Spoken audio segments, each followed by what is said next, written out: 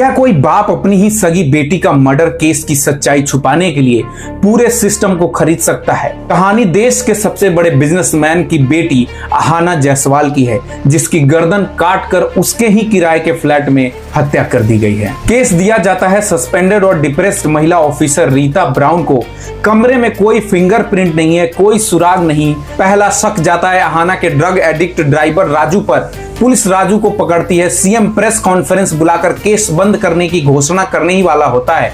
तभी रीता को पता चलता है कि राजू लेफ्ट हैंडर है, जबकि कातिल ने राइट हैंड से गला काटा था। अब सुई घूमती है अहाना के एक्स बॉयफ्रेंड शौकत पर। वॉचमैन वहां पर कहता है वो दोनों बिरयानी खा रहे थे, लेकिन जब रीता बिरयानी दुकान पर पहुंचती है तो पता चलता है कि उस रात दुकान बंद थी। शौकत और वॉचमैन सफेद झूठ बोल रहे थे। इतना ही नहीं, शौकत के अफेयर अहाना की बेस्ट फ्रेंड शेफाली के साथ चल रहा था। कहानी में भूचाल तब आता है जब रीता को अहाना के मेडिकल हिस्ट्री मिलती है। मर्डर से ठीक पहले अहाना ने अबॉर्शन की दवाई ली थी। वो प्रेग्नेंट थी, लेकिन पोस्टमार्टम रिपोर्ट में इस प्रेगनेंसी का कोई जिक्र तक नहीं था। जब रीता डॉक्टर्स का गला पकड़ती है तो रोते हुए कहता है ऊपर से भारी दबाव था, इसलिए रिपोर्ट से प्रेगनेंसी की बात डिलीट करनी पड़ी। सोचिए, कातिल अहाना के प्रेग्नेंट होने की बात दुनिया से क्यों छुपाना चाहता था? इसका मतलब बच्चा शौकत का नहीं, बल्कि किसी ऐसे रसूखदार इंसान का था जिसके सामने आने से पूरा साम्राज्य तबाह हो जाता। और इसके पहले कि रीता उस नाम तक पहुंचती, कमिश्नर खुद